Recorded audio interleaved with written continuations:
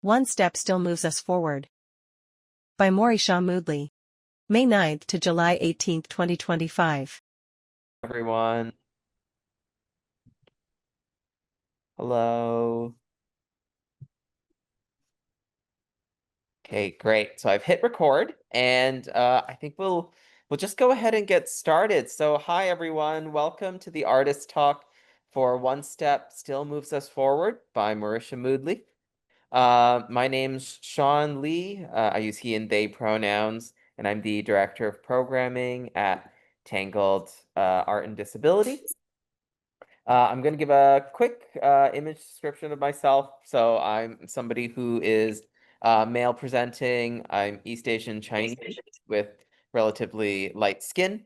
I'm also somebody who's visibly disabled, so my back curves, shoulders are uneven. If we were meeting in person, you'd probably notice I'm relatively short of stature. I've got long dark hair that goes past my shoulders. I'm wearing these like steampunk glasses. I feel like a lot of folks who know me know I'm always wearing these glasses. They're circle kind of brown frames with these like gold rimmed lenses that float in the center. I'm wearing a blue surgical mask, and I'm just coming to folks from the office at Tangled. And so, as we gather here today for this talk online, I want to start by acknowledging that even though we're not meeting in person, we're still joining from lands shaped by histories of colonization, displacement, and resistance. Digital space is not neutral. It's built on physical infrastructure shaped by colonial systems, and really, it's tied to the lands that we inhabit. Um, Tangled is based in Takaranto, now called Toronto, which means where there are trees standing in the water in Mohawk. This is the traditional territories of the Mississauga of the Credit, the Anishinaabe, the Chippewa, the Haudenosaunee, and the Wendat peoples. This land is governed by Treaty 13, signed with the Mississaugas of the Credit, and the Williams Treaties signed with multiple Mississauga and Chippewa bands. Though we recognize the ongoing struggles for Indigenous sovereignty and the unfulfilled promises made by the Canadian government. As many of our guests today may also be joining us from London, UK, or Chicago in the States, each with their own complex colonial histories. I want to just also acknowledge that Chicago is on unceded homelands of the Council of the Three Fires, the Ojibwe, the Odawa, and the Potawatomi nations, as well as many other nations who have lived there. And of course, London, UK has always been a center of colonial power and has had rippling histories for hundreds of years.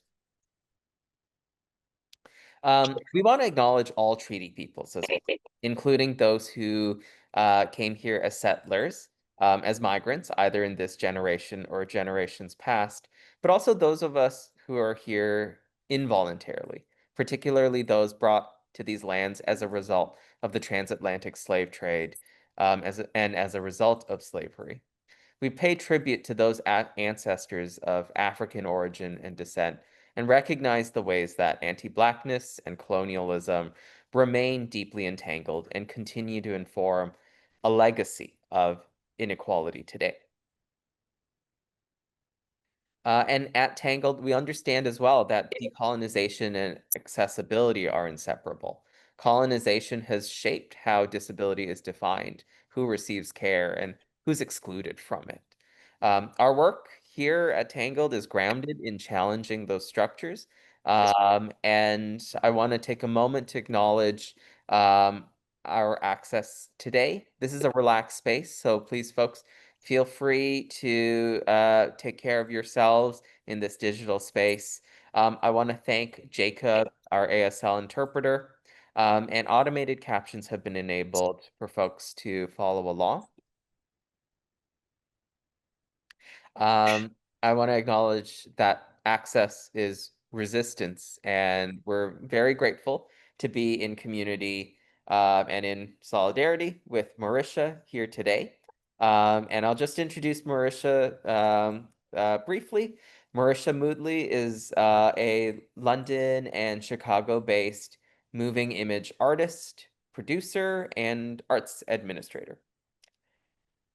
Their work has been screened and exhibited internationally, including at IC Docs, London Short Film Festival, Casteller Doka Fest, Alchemy Film and Moving Image Festival, Global Citizen, and Camden Arts Center. Among other awards, Morisha is a recipient of a Develop Your Creative Practice grant from Art Council England, AFA's microgrant, and was the inaugural Northwestern Fellow at the Flaherty.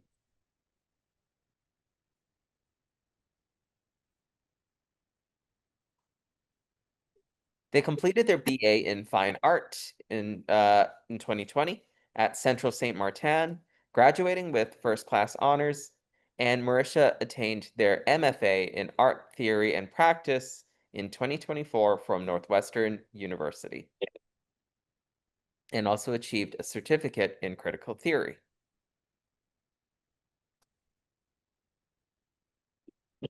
Morisha was the Archive and Historic Preservation Fellow at Oxbow School of Art, a participant of Barbican's The Archive is Permanently Under Construction, Chisenhale's Into the Wild, AFA's Politics of Sharing, and National Portrait Gallery's Youth Forum.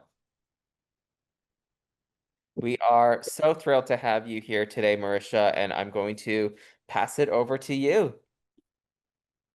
Hi, thank you, Sean, always for your amazing generosity, especially introducing me. My name is Morisha. I'm going to do a really short image description. I am light brown skinned at the moment.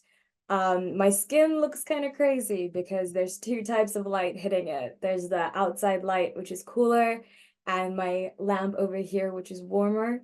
I'm wearing a white shirt, which I only realized moments ago is on backwards. And I'm in my old bedroom, my childhood bedroom, where there are various works of abstract art that I made many, many years ago. I want to thank you all for coming to this talk. It means a lot to me. And I'm going to begin. I'm just going to take a moment to share my screen.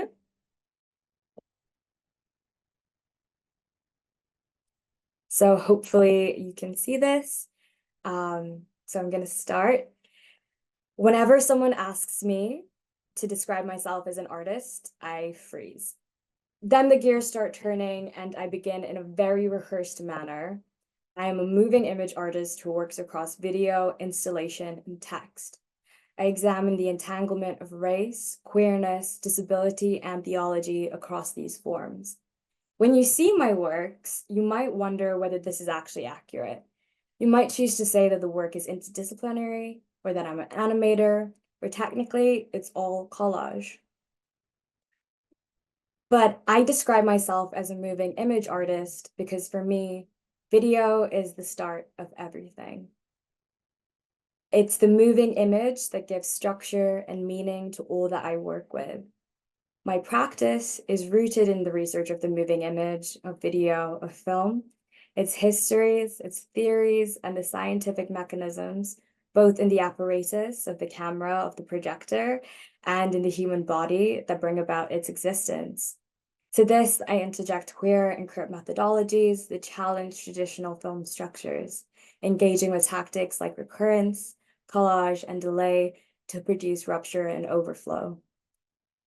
While I don't use a single technique, I recognize that across my works, I have created systems and then explored their subsequent collapse.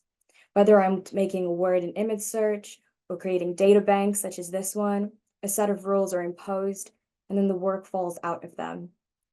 I commit to making art in this way, not for its representational value, but instead to insist on its cripness. I invoke Bob Flanagan's maxim that surviving well can paradoxically mean surviving sick. The art that I make can survive sick and still do its work well. So that was all very well rehearsed, but the next part isn't very much so. And it sounds like a lot, but we'll touch on some of it, not all of it, but I hope you'll enjoy the rest. So why is video so important? I have personal and political reasons. It's video because it captures time, that which is inescapable and yet is always escaping us. It's video because it's a story. Every video takes us through a journey from start to finish, even if nothing technically happens, even if it loops and begins again. And it's video because my memory is so shot to pieces that I can only remember myself, things I loved, the things that I thought were critical or beautiful by going through my own personal archive. If you know me, you know that I am always recording. I'm always capturing everything. When I see through the eye of a camera. And when I see, most often I see with a lens. But at the same time, it's video because we live in what is called by Peter Zendy, who was inspired by Walter Benjamin and Deleuze, an iconomy. That is an image economy. The image economy is characterized by the proliferation of images and audiovisual material that is generated, shared, and monetized. What we watch, how we watch, why we watch, all become attached to financial activity.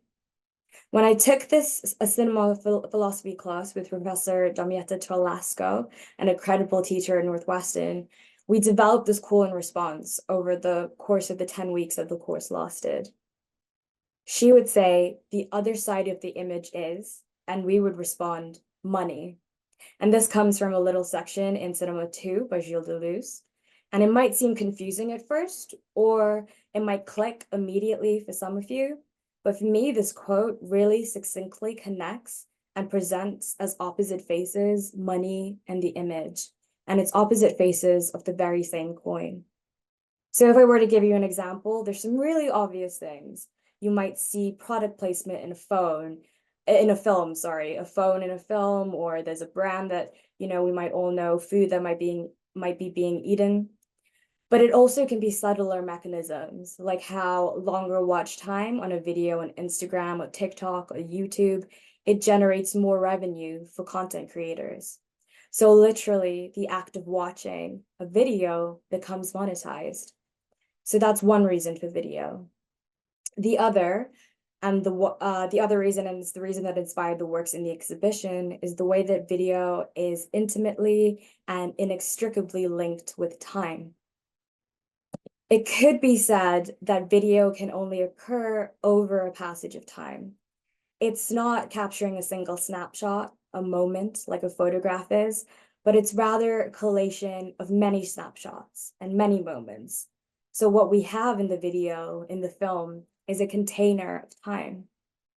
One of the most important concepts to my practice and a core part of the exhibition is Crip time.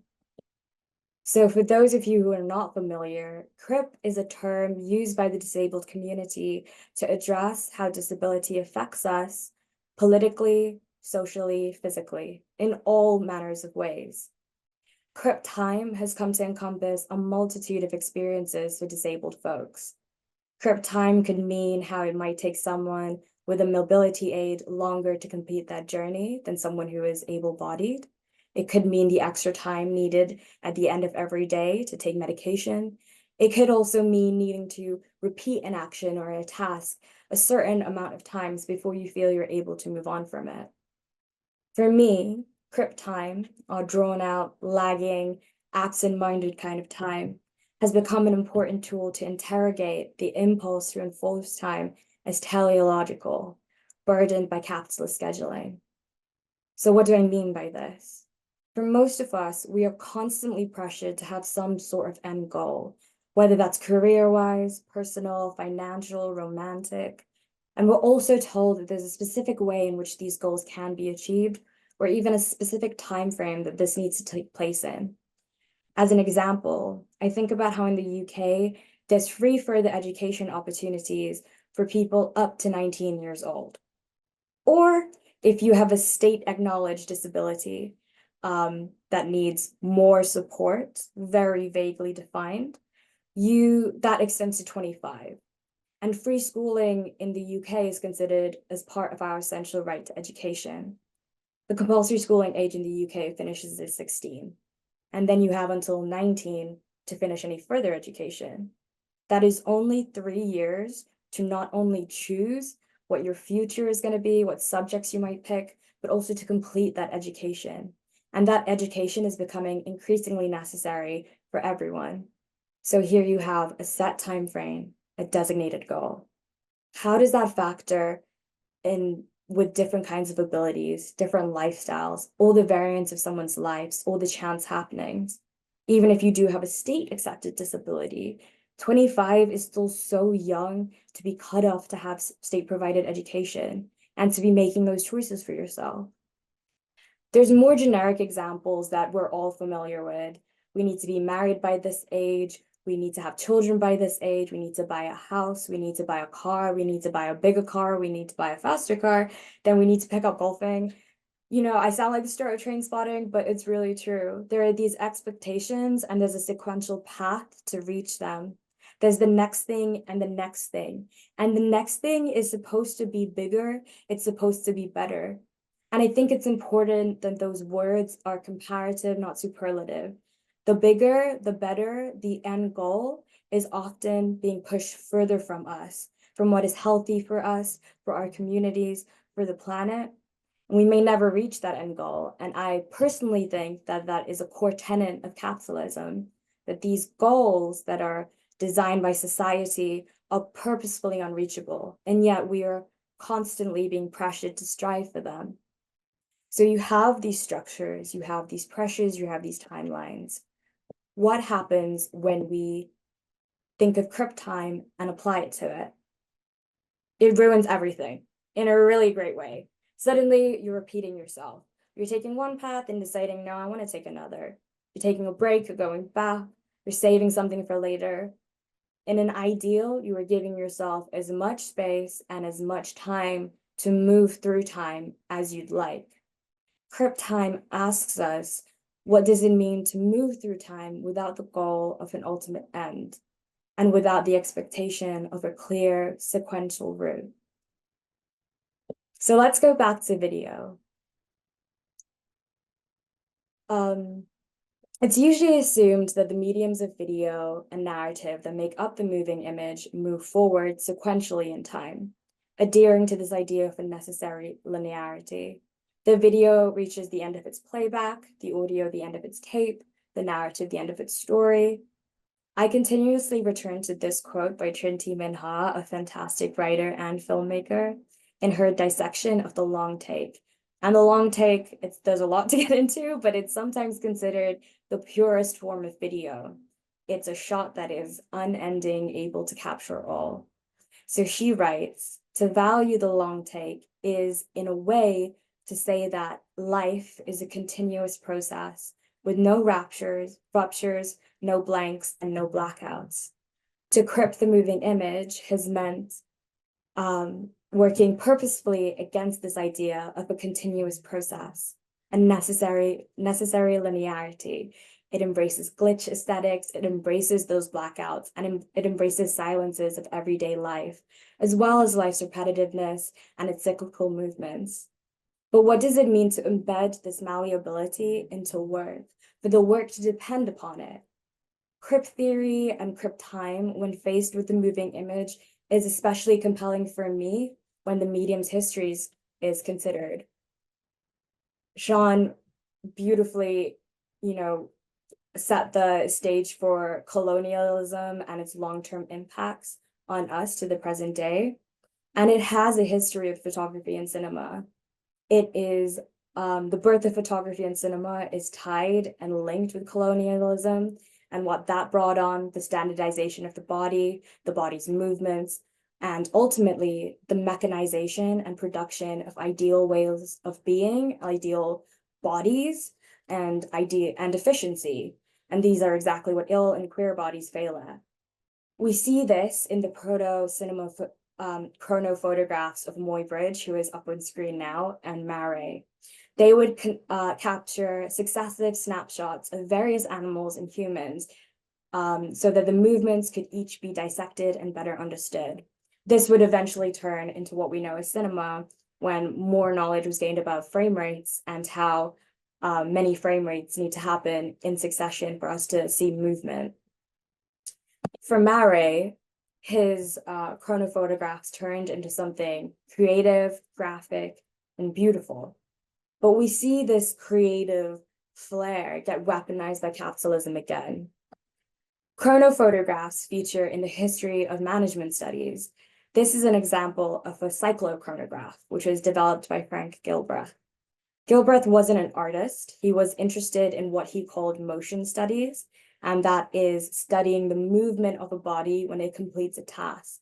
So these photos look whimsical, they look gorgeous, I think. There's all of these balletic movements of light, but it's actually tied to scientific management, to Taylorism, where we have this move from craftsmanship to mass production, where people are no longer making their own objects, they're making parts of an object being alienated. So it's got this link to it. And the way that Gilbreth worked was, like Mare, he'd attach a light to different parts of the body, and he would track the movements a person made when completing a task. It's why you have these gorgeous arcs. The hand is moving this way, it's moving that way, the body's moving as it completes a task. He would then analyze these movements and find the most efficient way forward. What are the least amount of movements you can make in the quickest amount of time to finish this task?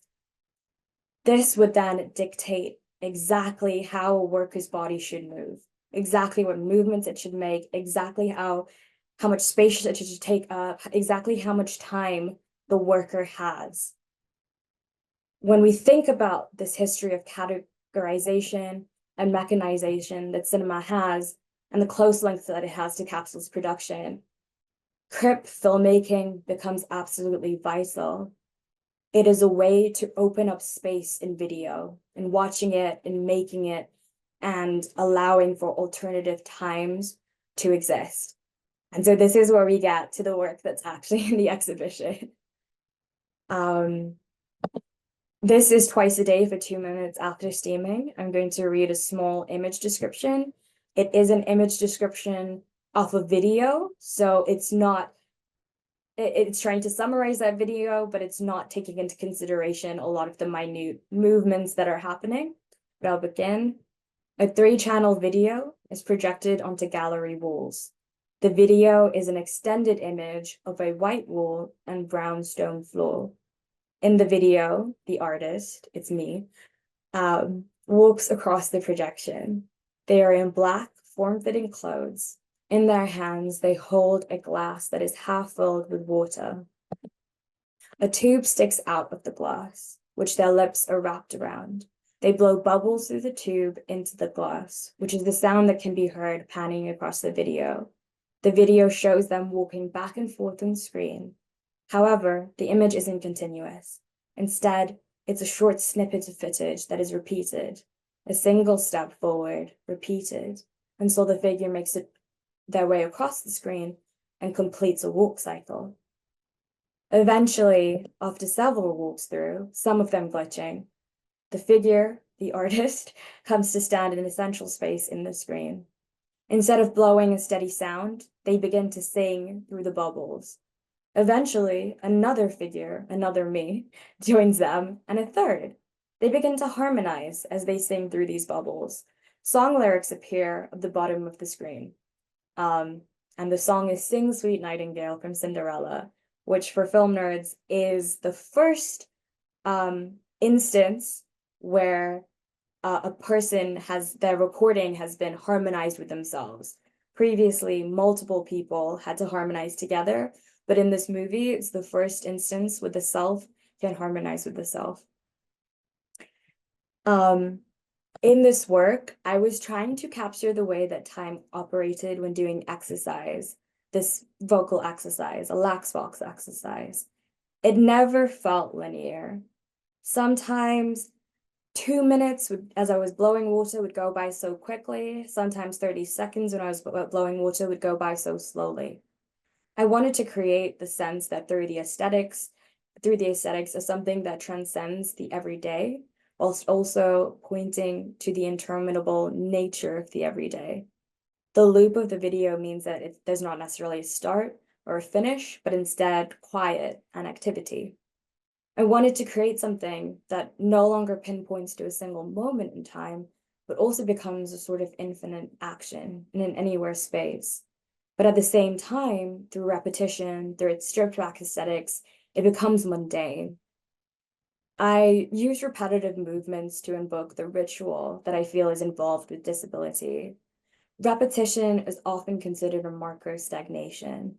To do the same thing over and over again means that you're stuck. Yet, for disabled people, routine and cyclical actions are fundamental parts of our lives that facilitate the management and care of our bodies. And it's where the title of the exhibition comes from. A single step, a boring, repeated step, a step that you make every day and only one step, it can still move us forward and it can still take us through life. There's a couple things that I love about how people react to this work. For me, this is a funny piece of art, and I love when people aren't afraid to laugh along. You know, we're seeing the performer, as soon as the singing starts, failing to reach high notes, getting so bored of having to do these exercises, forgetting the lyrics, not knowing what they're doing, but having to continuously slog through it. And I think it's really important for me because humor is also mundane. It's an everyday part of life, and I love to bring that into the work in the same way that frustration might be in the work, or boredom might be in the work, or endurance is in the work. Humor is also there.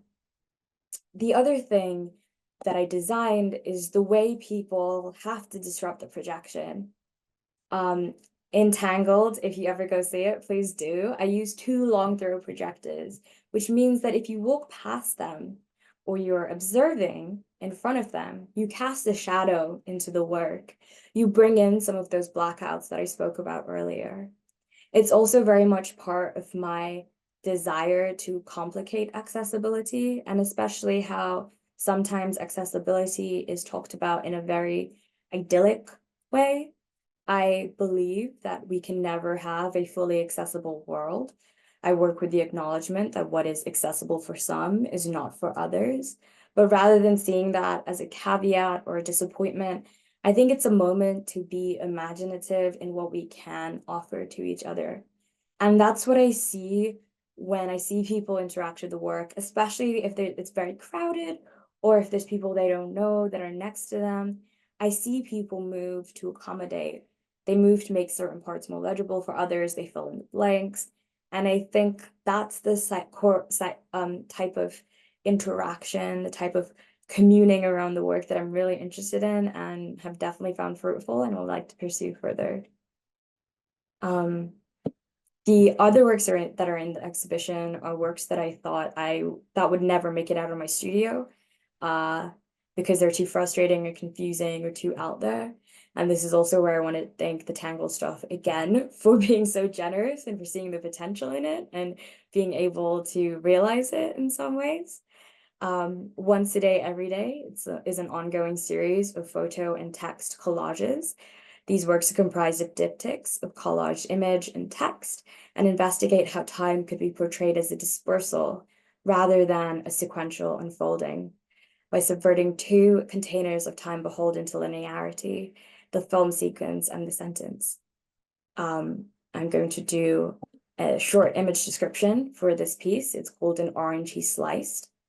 A print composed of small squares arranged in a 12 by 12 grid. Each square is not straight, but swerves slightly out of their path. As if when making it, the artist was swaying slightly, placing them just a moment out of line, just a breath out of line. The sequence depicts an orange hesitantly being cut. The movement unfolds not only square by square, but cluster by cluster, swirling around the surface of the print. On the outer edges, knife up, knife down, held up about to cut, then put down on the board in surrender.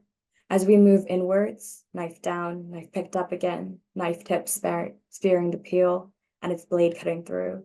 Then, in the center, the orange, open and bare, split and ready. In these works, I focused on breaking down video to its building blocks, the film frame, the single image that makes it up. I wanted to disentangle video, as if you had one of those paper cutouts where you could pull it apart and each individual component is revealed. And also in a similar way to disentangle language. In doing so, the form that I came up with was something like a word search, but instead subverted into a sentence search and a movement search. So in order to make sense of the word, to complete the sentence, to follow the movement, viewers have to find and follow or route through the collages, with each part of the pair, the photo and the text, acting as a code to unlock forward movement in the other. These works are interactive. It invites audiences to play, to find meaning. And one of my favorite moments in this is watching when people are trying to read both the image and the words. They're trying to make sense, and they hold their finger up and they start to join the dots. Or when they try to make up that and they say the words out loud and they put the words together in their own way, they try new versions, they kind of keep mixing it up and it becomes their own type of poetry. They put their own body, their own mind and intuition into it, and that is so rewarding to see. This is the second part of the pair, once a day, every day. Sean did this beautiful description. Once a day, every day is a 12 by 12 grid of sequential still images. Each square captures a hand performing the repetitive, intimate act of taking medication, documenting the process of peeling back foil, pushing a pill through a blister pack, and placing it onto an open palm. Here we have those minute, repetitive actions taking us forward. A comment that I heard about this work that was really interesting to me was about the amount of potentiality that it has. There are different ways to read this, the work, to the choices that you can make in deciding what your forward movement means in the piece. What is the next thing that you're going to see? And when you follow the work with your eye and your finger, when you create these moments of vision in the collage and in the story, you know, when you're creating these connections between one image and the next, between one word and the next, for me, it's like you're making cinema. To engage with the work, to read the work, is your body making a type of cinema out of the parts that you've been given. So I'm gonna wrap up a bit here, but I really hope that you can all experience the work for yourself in person. And I hope that when you're faced with it, you feel compelled to choose your own path, to find your own meaning and your own message, as well as mine that I've hidden in there. Thank you so much for holding space with me. This is my first artist talk and I was really nervous. So thank you for your time and your presence here as an audience.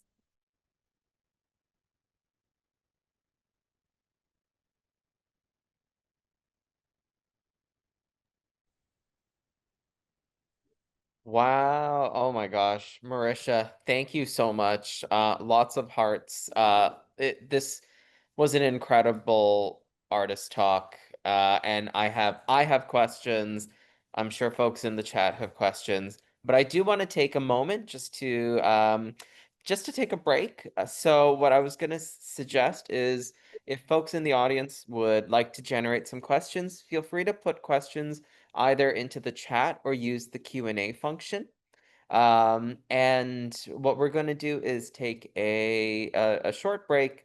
It's 1:37 currently where I am, so I thought we could take a break till 1:45. And Marisha, I think in the UK that's like 6. You're at 6:37 right now? Yeah, 6:37 through 6:45. Perfect. All right. So we'll just hop off for a moment and then return at 1:45 Toronto time, 6:45 UK. Thanks, everyone. Okay. So I'm just slowly coming back.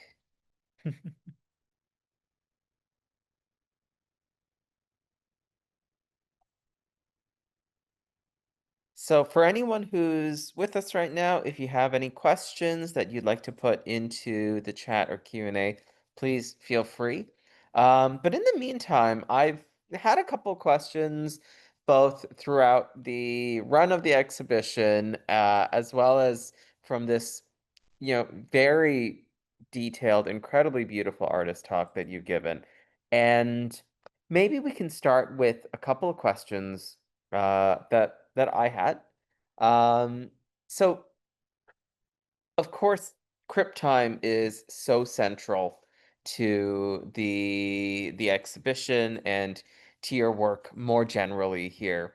And the it this kind of discovery of Crip time. I'm really interested in how Crip time became so central in this body of work and kind of more broadly like disability culture in some ways. I think I'm reminded of a of something that a disability activist and scholar in Toronto has often said, which is that Catherine Frazee has said, like, disability history is like is a process of gleaning and claiming that we're not necessarily born into, um, disabled country, but instead it's a process. And for me, it feels like Crip time is so central to your work, and I'm really curious about how it is that you came into Crip time. Yeah, thank you. That's a really interesting question. And I wish I had like it was this, like on a Thursday, last July. But I think it actually was me. Oh God, I would not know how I found out about Crip time necessarily. I think it was like through a lot of different artists' works. And it started coming up about this idea like Crip time as a kind of formal way to describe disabled people's experience of time. But actually, Trinh T, Minh-ha, who I mentioned earlier, it was her treatment of time in her documentary work that really, and treatment of footage as well, that really opened my eyes up into um a different way that time could operate in film. She has this film called Reassemblage, and it's really beautifully done, but it involves, and it's very early video work as well. It's made in the 70s. It's right at the start of video, and it includes these sounds and clips that are repeated and a completely blacked out screen. So you'd almost think like the film has ended, but it starts up again. So it was her use of different kind of techniques to evoke a different kind of experience when watching documentary, which is very standardized, and we now come to expect a certain kind of talking head or voice of God narration when we watch documentary, but it was really her application of these different techniques to inscribe a kind of time. That was when I started to become more and more aware of, Crip time and a different kind of timeline and time frame existing in video. But I think there's a really great book called Feminist Queer Crip by Alison Kafer, and she introduces like a radical model of disability, which is kind of a third generation, and it involves the political as well as the bodily and the social and the everything. She also, she goes into detail with different case studies about disabled people's lives and how it how it occurs in politics, how it's been in society as well. And I think reading that was really influential for me. And just another book now that I'm thinking about it, called The Wounded Storyteller by A.L. Frank. And it's about a wide variety of things, but he talks about ill stories. So it's not quite disability, because it's I think it's a bit earlier, maybe not in the same circles, but about how ill people tell stories. And he talks about, these kind of genres. So there's something like the Phoenix story, where at the end a disabled person or an ill person is reborn, and everything starts over. But he also introduces something called, what he calls the chaos narrative. And that really struck with me. And a chaos narrative is a type of storytelling where time is completely all over the place. Someone is talking about their experiences right now, and then they have a traumatic experience in the past that it's brought up again, and they have all of these different timelines existing at the same time in their storytelling, or they can't even have a complete story. It's just glimpses of it. And I think, Frank described that in a very negative way, because for him, the most important thing for an ill person was to be able to tell their story, and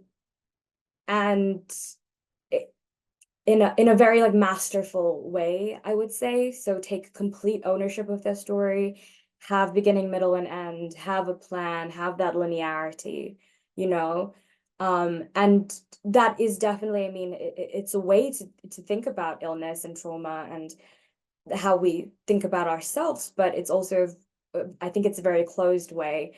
And I don't know if it's the ideal we should all reach to necessarily. But the chaos narrative was something that was really interesting to me as well. Wow. Thank you for that. I love everything you've sort of woven just now around Crip time and the different, like, these ideas around the different narratives. Um, and just how we exist temporally in a way that folks don't, that isn't built for the capitalist model that we live in, right?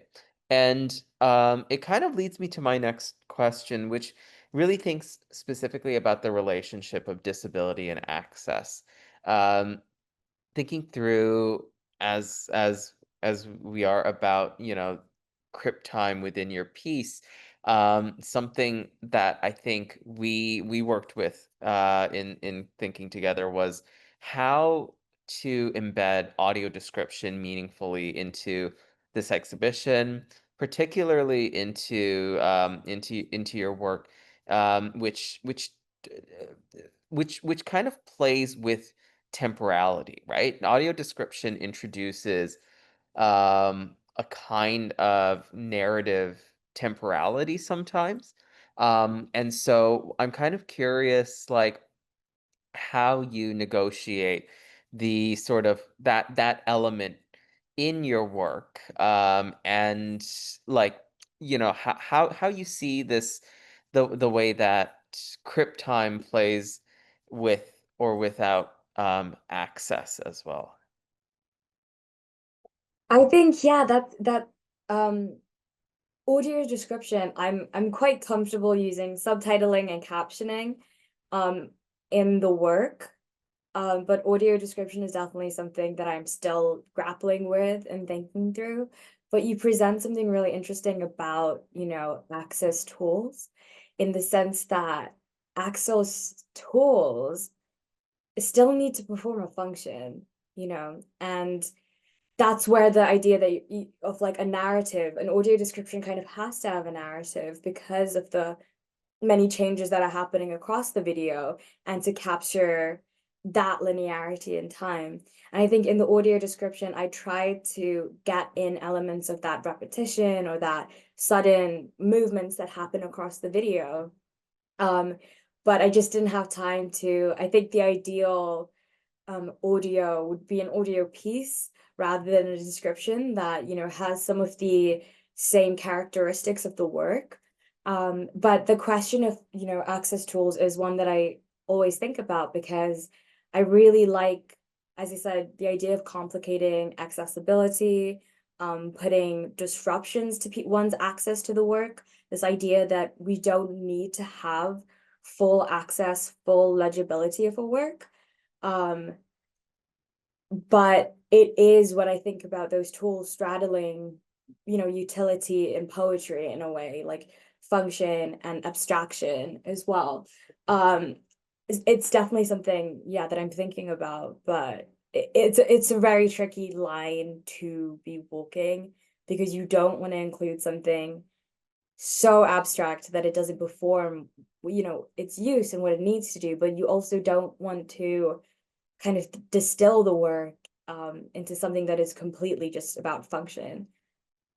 Absolutely. Yeah, and I think your audio description here, for twice a day for 2 minutes, like it does really serve as a sort of standalone audio soundscape in some ways, because the way it's been configured here in the audio room as its own sort of space does gesture towards that separation, but it also kind of allows it to be its own piece. It allows it to be a work that gets discovered differently than the video piece itself, which I think is really interesting. And something I'd be curious about is just like as you're working towards new works, has this sparked anything with audio description? Like, yeah, I know you mentioned you've sort of mentioned like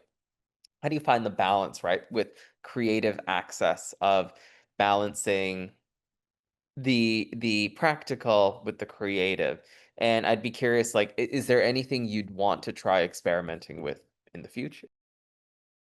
I mean, I definitely with audio description is it's the next hurdle. It's the thing that I need to get, but it's very difficult because I think the way that I kind of think to work with it would be it becomes part of the script, it becomes embedded, or at least that's definitely actually no, I'm gonna redact that. I think having something separate like the room that we have in the exhibition is actually really great, and it was such a great moment for me to also think about what does it mean to only hear this piece. um and so having an audio piece exist separately is very interesting, but I'm also, I think as a challenge, I'm interested in what it would mean to embed audio description into a script. And for the script, I do a lot of voiceover narration in films I make.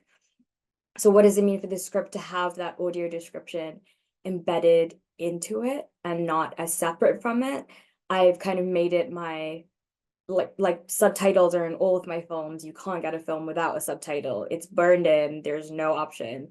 Because even up till very recently, film festivals ask for it to be separate so that they can screen it. So I'm like, no, that's not possible.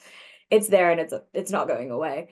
So for audio description, for that to happen also, to be embedded in the same way or like burned in the same way that subtitles can be would be like the next challenge. Yeah. I love that. Yeah. So as we're getting towards the end of the hour, I just wanted to double check that no one in the audience had any questions. I do have one last question, but I want to prioritize if anyone else does. So I'm just gonna double check, take a look. Oh, okay. So I've got somebody with a raised hand. I'm gonna go ahead and see if you'd like to ask your question aloud, or you can also put it in the chat. Feel free to unmute if you'd like. I'm just typing it. Sorry. I'll type it now. Okay, perfect. Okay. Oh, we've got another question as well. So maybe I'll let Ishwari's question go first, and then Or, oh wait, is this?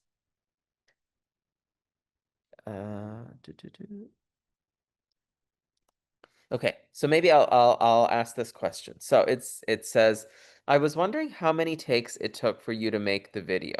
Did you let yourself, quote unquote, mess up and let it be an organic take, or are there, 100 files of the same clip over and over in your archive? Just curious about your process.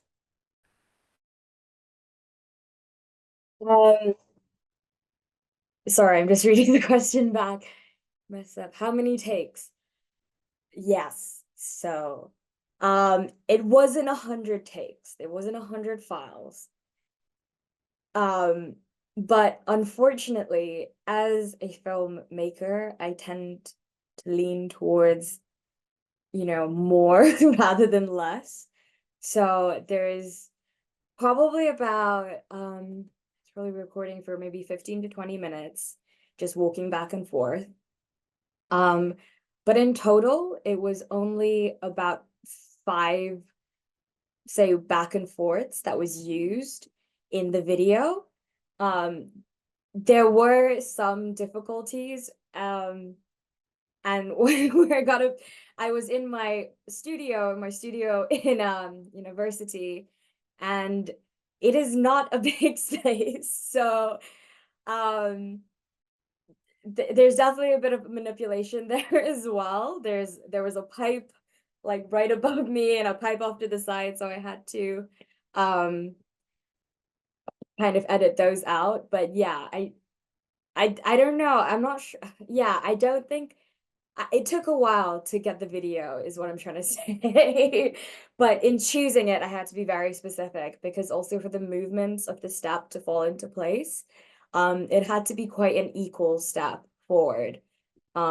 So yeah, it was only about 5 steps, but there was a lot of different steps to choose from, basically.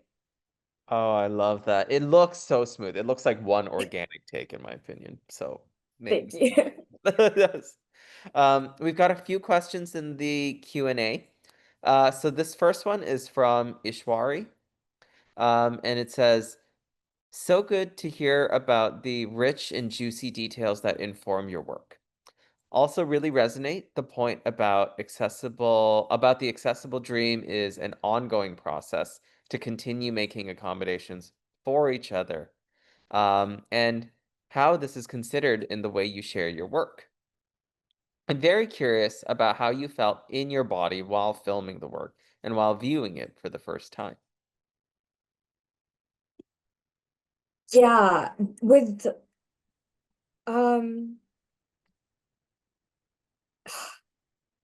it was strange to be doing an exercise in my studio that I would do every day in the morning and evening at home.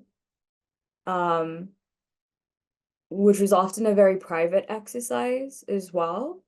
I do it, as the title says, after steaming. So I'd often be in my like dressing gown and doing it. So to get dressed up into, a different uniform, or not uniform, like an outfit or something, definitely did put me in a different space. And I think, when I was making this, the thing that I was thinking about a lot, that I didn't talk about, but that it's a really big part of this work, is actually the inspiration I took from 2 different artists, from William Kentridge and Bruce Nauman. They both have walk cycle. Well, William Kentridge has a walk cycle featured in one of his longer works, and Bruce Nauman did these crazy performance art pieces where he would walk in a square in a strange way. And I was trying to replicate that in some ways, or replicate this sort of, I don't know how you even want to describe it, that kind of avant-garde nature, but very aware of the fact that they were cis-het white men and able-bodied white men performing these actions, which in some ways I feel, though they were mundane, and I've argued with professors about this, they've become idealized in the sense that like Bruce Nauman's work is now like the pinnacle of that moment in performance art. And I think I was trying to replicate that with what I was wearing, like this all black outfit, hair tied back, like even the stripped back, like I'm in my studio. Both of these artists, they work in the work at different points are about the artist studio. So I think that's what I was thinking when I was making this piece. I'm trying to replicate the kind of high art, I don't know what you want to call it, that I've seen, but all the ways in which it just fails at that. And like my body draws attention to itself for not being that normative white body as well. So that was definitely going through my mind, making it, watching it. The first time that I got it to work, let me tell you, euphoria. It was great.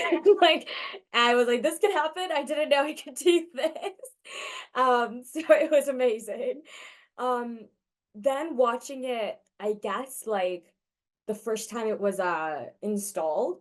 And this is the first work that I made in my MFA. So it was very like it was kind of surreal showing it.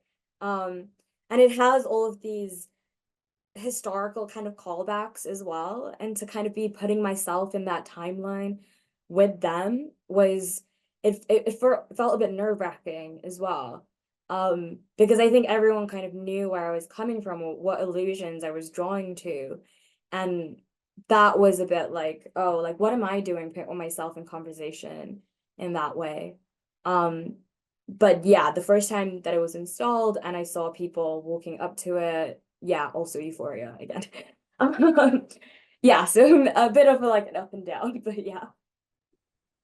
I love that, and I love how you're thinking through that whole history of performance art. That idea of like performing is as unread, right? And it's like that's not an option for so many folks, and it makes the question of like what is an unread body? And there's such a charged history in performance when it comes to that.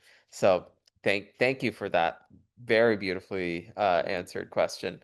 One last question from Nicole. How will the reaction to this work influence your future projects? That is how will the reaction to this or influence your future projects? You know what? Like I really want to do more installations. That's how it's influence the future projects. At the moment I'm working on a couple films, but very much just all about the screen. But I loved how it looked in the space.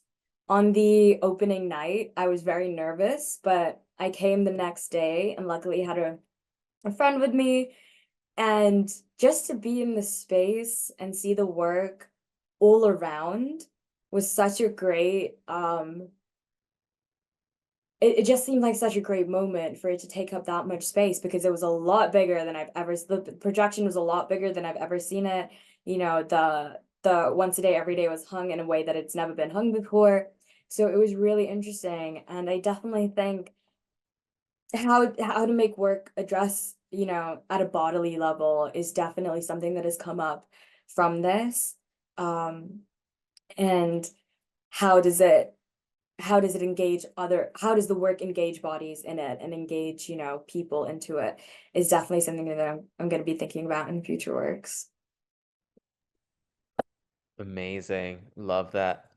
So that's it for our questions. And thank you to everyone for coming here today. Thank you to Jacob for brilliantly interpreting this. And of course, Marisha, a huge thank you to you, not only for this very generous artist talk, but for the brilliant exhibition that we have on. I can't tell you how many folks have come into our space and just been blown away by the scale of the piece, but also like the message behind it. I think folks are really taken by the idea of how we complicate not only video and time through video, but complicate it within this capitalist system that we live in. I've seen so many folks chilling, just hanging out with the works, and kind of like sitting with it. And so I'm really appreciative of what you've given us in our space. And for folks who are local and would like to visit, please do. The show is on until July 18th, so for a good other month. For folks who aren't able to physically come in, do have another option. We have a robot, which folks are welcome to rent a guest pass to take over and come check out an exhibition. It's free to do so, and it allows you to remotely come check out a show. So a couple other options. You have until July 18th, and we are so grateful, Morisha. Thanks, of course, to all the Tangled staff who are here, who have been access dueling. And yeah, I think with that, Morisha, do you have any last words? I just wanna thank you back and all the team for making this happen as well and putting it all together. It's Oh been my God, great. it's been a pleasure. All right, so with that, I'm going to stop the recording. The logo features a bright pink, abstract line drawing that resembles a tangled thread or wire. To the right of the drawing, the text reads, Tangled in large, bold, uppercase pink letters. Below it, in smaller black text, are the words Art plus Disability, also in uppercase. The overall design is clean and modern, using a high-contrast pink and black color scheme on a white background.